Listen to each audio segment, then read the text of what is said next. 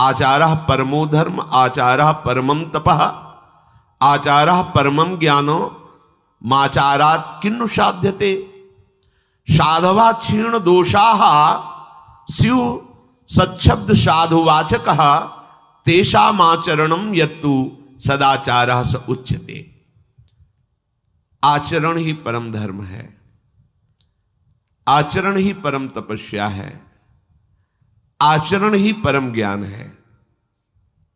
एक बार भगवान सुखदेव जी गर्भ से ही वैरागी, एकांत सेवन करके ब्रह्मबोध संपन्न, तो उनको ये लगा कि मेरे को जो बोध है इसका प्रमाण भी होना चाहिए। इसमें लिखा है आचरण ही परम ज्ञान है, तो प्रमाण होना चाहिए कि मुझे सत्य का जो बोध हुआ है यही बोध है।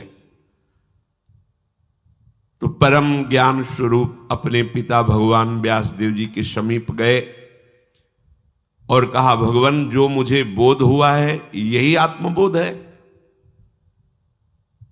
कुछ नहीं बोले। जैसे गरुण जी महाराज भगवान शंकर के पास गए, अपनी समस्या बताई कि मुझे संशय हो गया है भगवान में, तो भगवान शिव ज्ञान समुद्र एक क्षण में निवारण कर सकते थे, पर कहा कि हे उमा, भगवत कृपा से मैंने अंदर की बात उनकी जान ली। कीन होश कबहूं अभिमाना, सुख हो वंचा कृपा निधाना। तो अगर हम उत्तर दे देंगे तो वो उस पर प्रहार नहीं होगा, अभिमान पर। अभिमान इसका नष्ट होगा जब काकभूषुंड जी के पास जाएंगे, क्योंकि पक्षियों के महान राजा भगवान के निकट निवासी वाहन, ये जब वहां नीचे जाके बैठेंगे तो अभिमान नष्ट हो जाएगा, तब बात समझ में आएगी।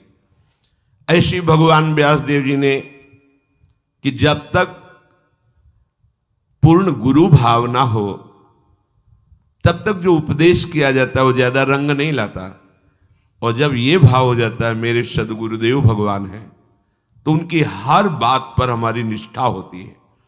इसलिए भगवान व्यासदेव जी उत्तर दे सकते थे, पर उन्होंने कहा विदेहराज जनक जी के पास तुम जाइए, इसका सम्यक बोध किए हुए महापुरुष हैं और वही प्रमाण देंगे। तो जो इसमें लिखा है ज्ञान माचरात, आचरण ही ज्ञान का प्रतीक है। जब श्री सुखदेव जी महाराज जनक जी के पास गए, वो तो त्रिकालज्ञ बोध संपन्न महापुरुष विदेहराज कहे ही जाते हैं, ज्ञानियों में शिरोमणि हैं। सूचना पहुंची कि परमहंस दिगंबर वेश और स्वरूपानंद में छके हुए आपके द्वार पर खड़े हुए हैं सुखदेव जी महाराज, वो आपसे मिलना चाहते हैं। उन्होंने कहा कोई उत्तर मत दो और अंदर प्रवेश मत होने दो, आचरण ही ज्ञान है। 1 दिन 2 दिन 7 दिन हो गए, कोई उत्तर नहीं। और रोज पूछते कि उनके मुखारविंद पर कोई किसी तरह का परिवर्तन? बोले भगवान कोई परिवर्तन नहीं, जैसे आए थे वैसे ही खड़े हैं। नहीं तो हो सकता है ना 1 दिन हो गए 2, ये क्या तरीका है? कुछ तो बोलो ना, हां बोलो या ना बोलो, कुछ हलचल तो होनी चाहिए ना अंदर। कोई हलचल नहीं, 7 दिन 7 रात्रि वैसे ही खड़े। ठीक है, अंदर ले लो, महल में ले जाओ, और नवीन नवीन युवतियों से कहो कि इनकी सर्वांग सेवा करें। आदेश हुआ जनक। 9 युवतियां वैसे ही दिगंबर रहते थे, स्नान करा रहे हैं, उपटन लगा रहे हैं, सब सेवाएं। रोज की रोज सूचना। मुखाकृति पर कोई फर्क? बोले भगवान कोई फर्क नहीं। रात दिन 9 युवतियां सेवा कर रही, कोई फर्क नहीं। 7 दिन 7 रात्रि वहां व्यतीत हुई, कोई फर्क नहीं। अब लाओ।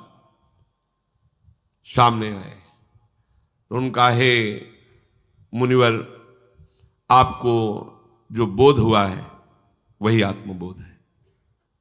कोई प्रश्न उत्तर नहीं, आचरण ही प्रमाणित कर दिए कि तुम्हें बोध हो चुका है। क्योंकि जो स्वात्माराम पुरुष हैं वो कभी मान अपमान और विषय मृग तृष्णा में भ्रमित नहीं होते। नहीं स्वात्मा रामम विषय मृग तृष्णाम भ्रमयति। तुम्हारा आचरण ही बता देगा तुम्हारी स्थिति क्या है। इसलिए जो भगवद आश्रित होते हैं उनके सारे दोष भजन से नष्ट हो जाते हैं। आचरण उनके परम पवित्र और प्रमाणित होते हैं, शास्त्र प्रमाणित होते हैं। सदाचार, विनम्रता, पवित्रता, ये तो साधु के स्वभाव में होता है, भगवद आश्रित के स्वभाव में होता है। यदि वो साधु वेश रखे है और आचरणहीन है तो ये पाखंड है।